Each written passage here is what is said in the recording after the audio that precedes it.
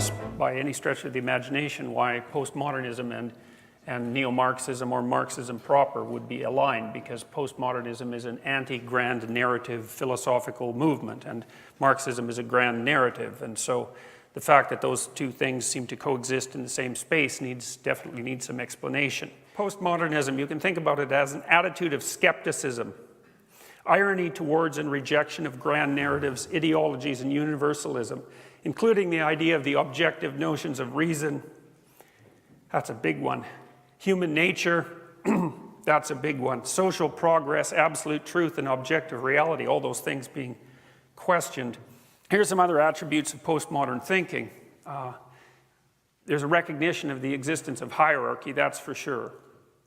And there's an echo of that idea, the recognition of hierarchy, in the term patriarchy, because of course patriarchy is a recognition of hierarchy. Now it's a very particular kind of recognition, but the postmodernists also tend to define hierarchy as a consequence of power differential. And so the world they envision, as far as I can tell, is something like it's a sociologically Hobbesian nightmare.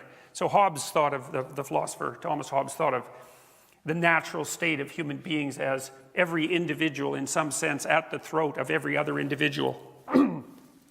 So that the basic state of mankind, unlike the Rousseauian state of, say, virgin innocence and the primitive Garden of Paradise, was an all-out war of everyone against everyone else, and that required the imposition of a social order to keep peace, essentially. So it's a fairly dark view of humankind. Rousseau, on the other hand, would think of people as intrinsically good and the social order as intrinsically tyrannical. You can actually think about Hobbes and Rousseau in some sense as opposites that need to be paired together in order to get a relatively comprehensive view of human nature. Well, the postmodern view is like the Hobbesian view in some sense, except you want to replace the individual with pyramids of social organization, so hierarchies of social organization that are based on group identity, and that the landscape in which those pyramids exist is one of unbroken enmity and inability to communicate. So it's a very dark view as far as I'm concerned. And I think it's fundamentally wrong in many ways. I mean, it's right in that there are groups of people and there is some difficulty in communication between them, and that power is an element in the formation of hierarchies, but you can't reduce hierarchy or group relationship to those premises. It's too simplified, because people also cooperate. We're also not groups. Many of us belong to many groups.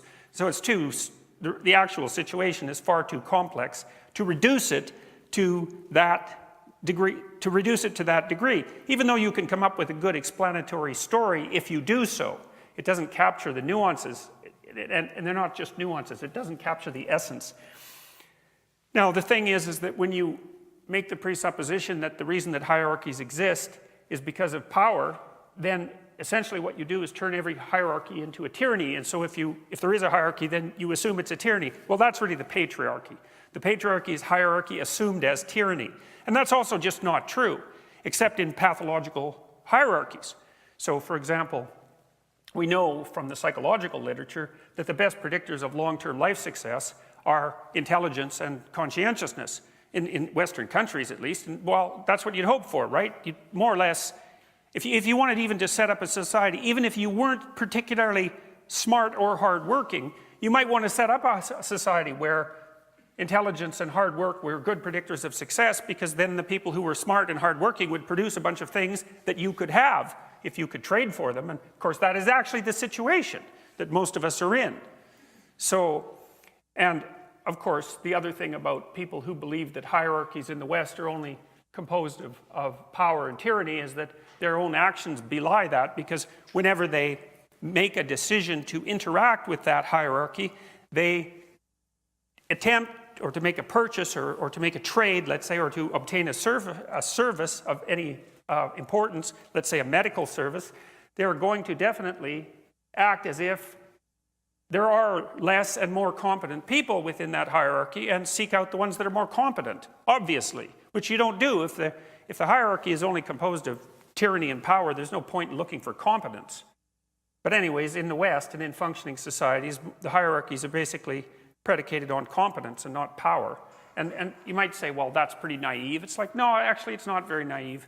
I'm not saying at all that inappropriate power plays don't play a role in corrupting hierarchies of competence. That happens, but generally what happens is if the hierarchies of competence get corrupted enough by power, then they crumble because they can no longer function. So, and the evidence that our hierarchies of competence work is everywhere because everything around us works all the time.